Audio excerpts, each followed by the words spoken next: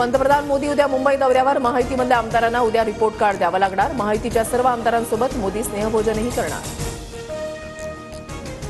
दावोसमध्ये 20 ते 24 जानेवारी दरम्यान जागतिक आर्थिक परिषद. 7 लाख कोटींचे करार अपेक्षित. मुख्यमंत्री फडणवीस आणि उदय सामंतांसह 20 जण दावोसला जाणार. टोरेसच्या कांदिवलीमधल्या कार्यालयावर गुन्हे शाखेचे छापे. नव्या बाबी समोर येण्याची शक्यता. मुंबईतील सर्व कार्यालयांमधून साधारणतः 9 कोटीहून अधिक मुद्देमाल जप्त. नाशिकमध्ये नायलॉन मांजाने एकाचा बळी. 23 वर्षीय तरुणाचा रुग्णालयामध्ये उपचारादरम्यान मृत्यू. तर नायलॉन मांजामुळे होणारे अपघात रोखण्यासाठी नागपुरातील 14 उड्डाण पूल आज वाहतुकीसाठी बंद.